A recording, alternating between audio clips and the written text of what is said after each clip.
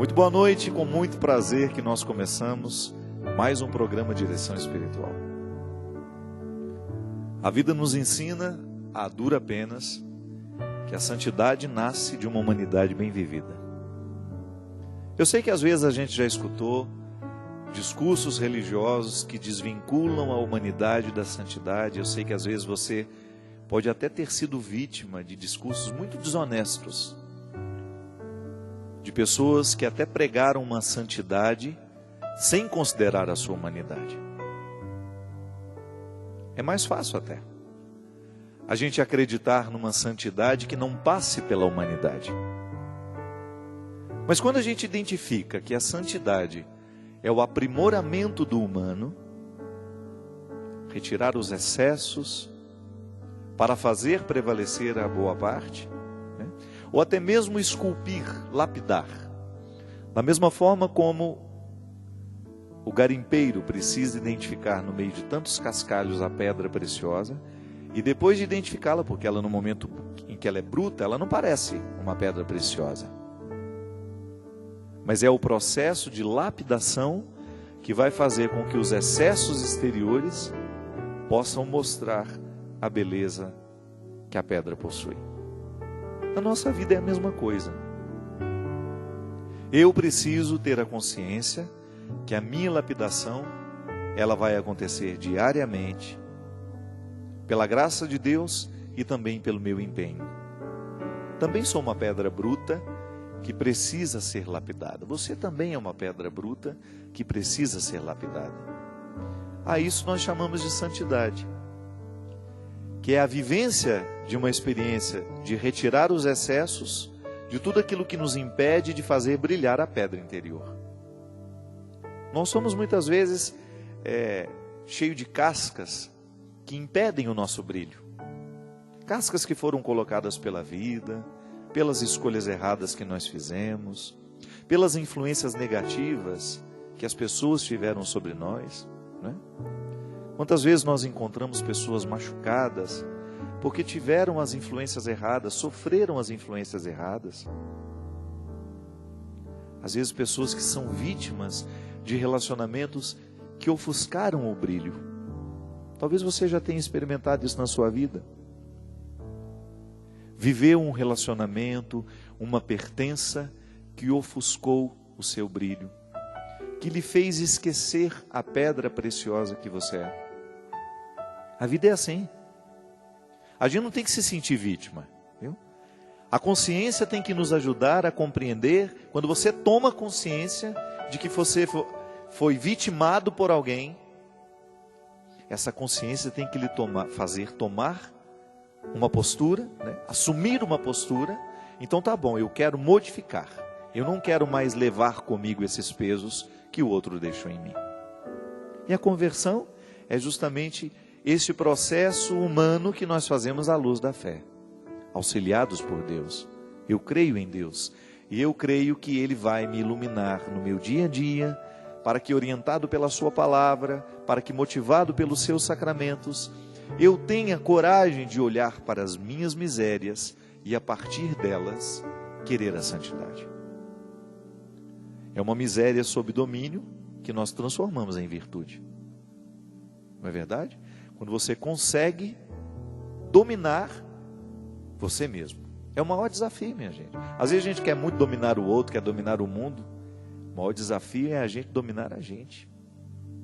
É a gente colocar sob domínio, né? Sob tutela, essa parte que precisa ser domada, ser domesticada, à luz da fé. É a retirada dos excessos. Sempre digo isso. Nós não podemos desperdiçar um só momento da nossa vida. Hoje eu não posso ir dormir com os excessos de ontem. Eu preciso tomar consciência deles. Onde é que eu estou errando? O que eu estou fazendo de errado? O que eu estou escolhendo hoje que pode vir a infelicitar o meu coração? Ou que pode impedir a minha realização humana? A minha religião, ela vai me ajudar a descobrir, ela vai nortear essas escolhas que eu faço, para que eu tenha condições de me livrar dos meus excessos, Eu não quero carregar comigo ódios, rancores, ressentimentos, mágoas, inveja. Quantas vezes, minha gente, você encontra pessoas muito capacitadas, mas porque trazem uma inveja muito grande dentro do coração, elas são capazes de naufragar o próprio navio, né? O navio da própria vida pode ser naufragado por causa de inveja. Quando a pessoa não é capaz de olhar para as riquezas que possui, mas fica o tempo todo querendo a riqueza do vizinho, ou o talento do vizinho, o talento da outra pessoa. E a inveja é um sentimento que pesa. E aí, o que a gente precisa fazer no momento que você reconhece que você é invejoso? Lutar para expulsar esse sentimento tão mesquinho do coração. Fazer um pacto com você mesmo. A partir de hoje, ao invés de ficar invejando as outras pessoas, eu vou potencializar as minhas qualidades. Vou estudar mais para ter mais condições. Eu vou lutar para que eu tenha cada vez mais coragem de trazer para fora os dons que Deus me deu. Vou sair dessa minha preguiça e vou lutar para conquistar o meu espaço nessa vida, nesse mundo. A inveja muitas vezes paralisa as pessoas. É um excesso. A mentira é um excesso. Cada um sabe qual é o excesso que leva, que poderia de repente hoje jogar fora ou pedir a Deus pela ação de sua graça, que Ele viesse retirar isso do coração. Porque essa vida é curta demais para a gente perder o tempo precioso com essas coisas ruins, com essas realidades que não são nobres. Eu tenho comigo que às vezes a pessoa pode ter todos os dons, todos os talentos. Ela pode ser muito rica, mas se ela não viver diariamente esse cuidado da lapidação, de nada vai valer a riqueza que ela possui. Porque é a lapidação que vai fazer com que a pedra preciosa mostre o seu valor. Não adianta nada a pedra preciosa estar escondida por detrás de uma casca, se é a retirada daquela casca que vai fazer com que a pedra tenha sua beleza. Minha gente, às vezes a nossa vida é a mesma coisa. Às vezes nós somos uma pedra preciosa, mas porque a gente tem preguiça de tirar a casca, a gente vive como se não fosse uma pedra preciosa. Porque a gente não pode negar. É também bom ser reconhecido pelo outro. É interessante você receber um elogio por aquilo que você fez.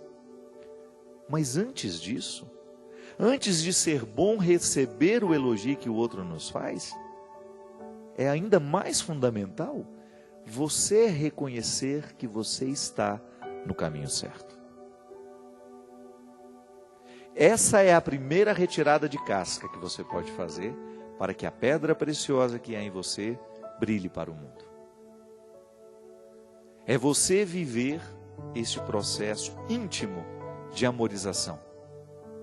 É você receber com gratuidade, com simplicidade, as riquezas que Deus lhe deu, colocá-las à mesa, olhar bem para elas, identificá-las e começar a trabalhar para que essas riquezas realmente possam representar na sua vida uma riqueza. Porque existem riquezas que se transformam em fonte de destruição quando não reconhecidas. É o olhar primoroso que você precisa ter sobre você mesmo. É a reflexão que você precisa fazer sobre quem você é, sobre o que você pode. Porque isso é conversão. A ação de Deus em nós passa o tempo todo pelo reconhecimento da nossa humanidade. Eu sou o território onde Deus quer plantar a semente da santidade. E essa consciência, esse olhar honesto sobre nós, sobre a nossa humanidade, é o primeiro passo para que a santidade seja possível. E é por isso que é muito bom a gente lidar com honestidade, não é? É tão mais fácil, às vezes você, nos seus relacionamentos, você sabe o tanto que é difícil lidar com uma pessoa mentirosa, por exemplo, que não assume que errou, que não assume que é frágil. É como lidar com o dependente químico, né? Que mente o tempo todo porque ele não quer assumir que é um dependente. Quantas vezes eu enfrentei isso com pessoas muito próximas a mim? A pessoa bebia, eu sabia que bebia, os filhos sabiam que ela bebia, mas ela não assumia. Como é que você vai confiar nessa pessoa? É tão difícil, o relacionamento fica tão... É muito mais fácil quando o outro fala, olha, hoje eu caí, eu bebi. Ela ganha a nossa confiança. Agora quando mente, igual o infiel também, eu não traí você. A gente sabe que traiu. Seria tão mais interessante, tão mais honesto dizer, assumir o erro, porque aquilo gera pelo menos uma confiança. É um primeiro passo para readquirir a confiança. Porque se você sabe que o outro errou, mas ele não é capaz de assumir o erro cometido, você vai gerar ainda mais desconfianças por aquela pessoa. Eu assumir o meu erro é facilitar a confiança do outro novamente. Ele vai identificar, não, ele foi honesto comigo. Ele assumiu que ele errou. Ele assumiu que ele não estava correto naquela situação. Você acaba gerando um clima de restauração da confiança. E isso acontece com a gente, numa dimensão muito particular, muito íntima.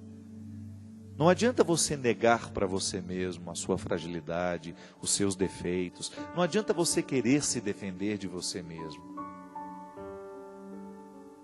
Por mais dura que seja a realidade, nós precisamos assumi-la. E é interessante porque em todos os encontros que Jesus faz na Sagrada Escritura, ele sempre parte da verdade pessoal. É interessante que há um personagem no Evangelho, que é o jovem rico.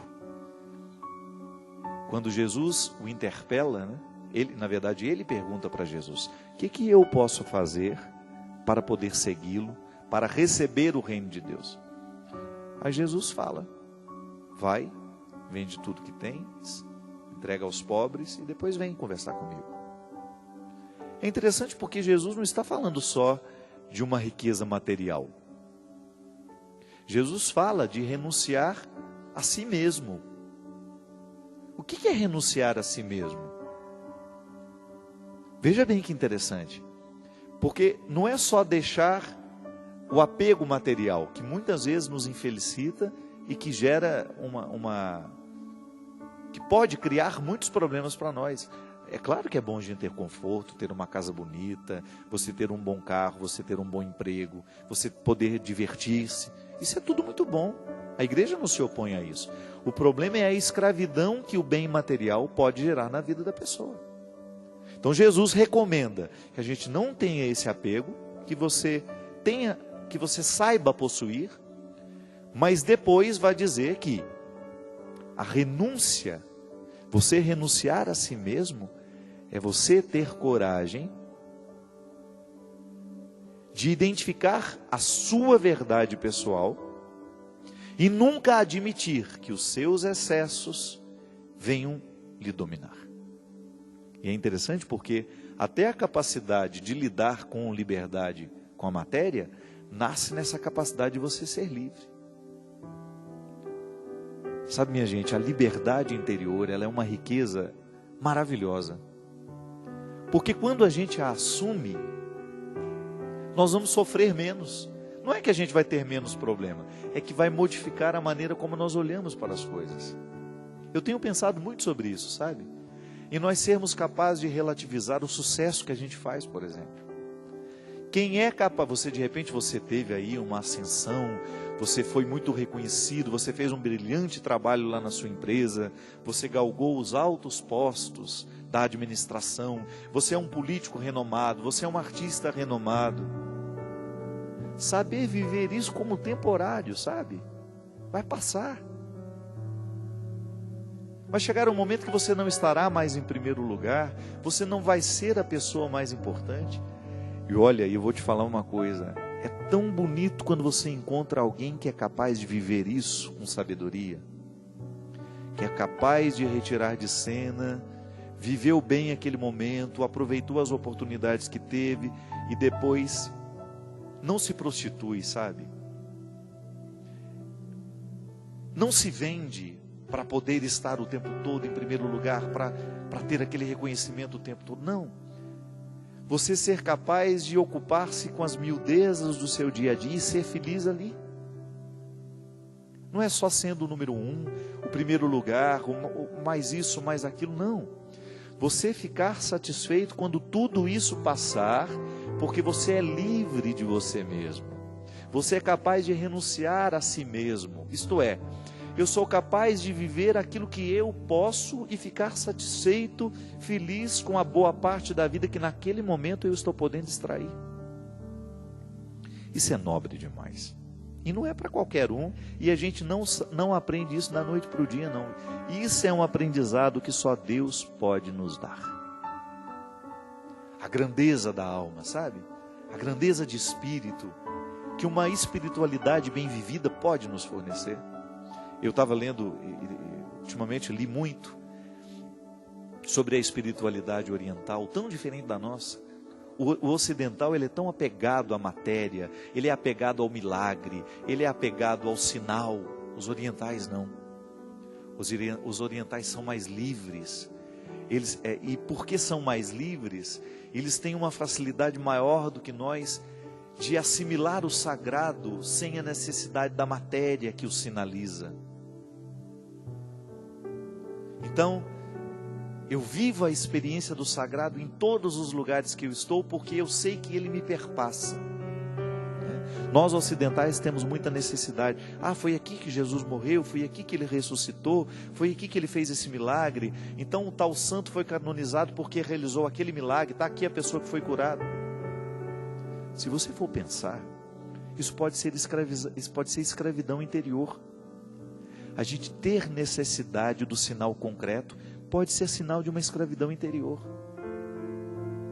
Eu acho que o espírito, ele vai ficando livre à medida em que ele não vai tendo mais a necessidade dessas manifestações. É aí que ele é capaz de passar pela noite escura, que São João dizia, pela aridez que é tão própria na vida dos místicos, porque ele já está vivendo este processo de libertação. Deus não precisa fazer nenhuma gracinha mais na minha vida. Ele já é tão presente em mim que eu não preciso mais ver nenhum milagre, que eu não preciso presenciar absolutamente nada de sobrenatural, porque Ele já passou por mim de um jeito tal que eu não sou mais capaz, eu não necessito de mais nada, porque a presença dEle já me basta. É liberdade interior que a própria religião pode nos dar. Ou então eu já tive a oportunidade de viver tantas coisas grandiosas na minha vida, que agora eu quero me afeiçoar às coisas menores. É uma realidade na minha vida, é uma realidade na sua.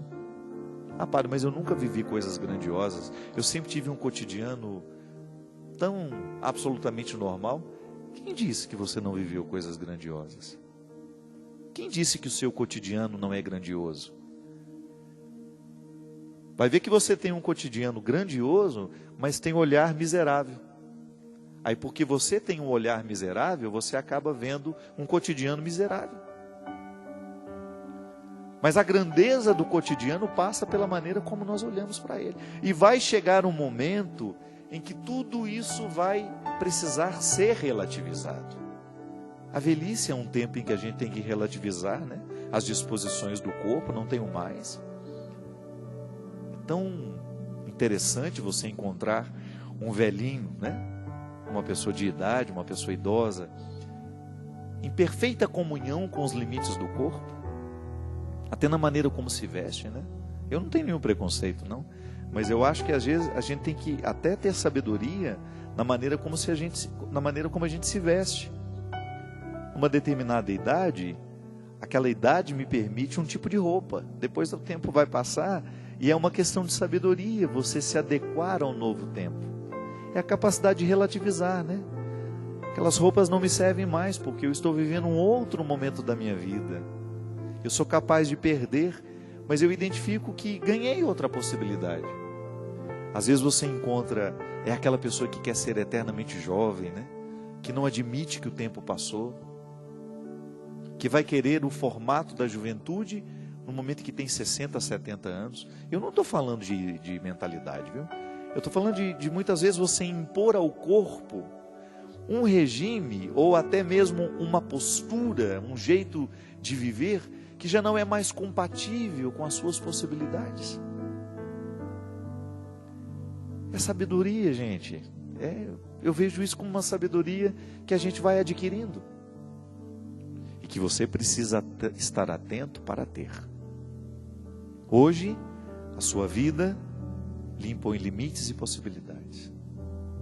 Conversão é isso. É você se adequar, é você se estabelecer dentro dessas limites e possibilidades e se harmonizar. É viver um momento presente como ele merece ser vivido e como pode ser vivido. Para que depois, ao ultrapassar essa fase, você seja capaz de despedir-se dela com serenidade, abrir as portas da sua vida para que um novo tempo lhe visite. Porque às vezes nós não ultrapassamos as fases, é porque a gente insiste em ficar preso àquilo que já passou.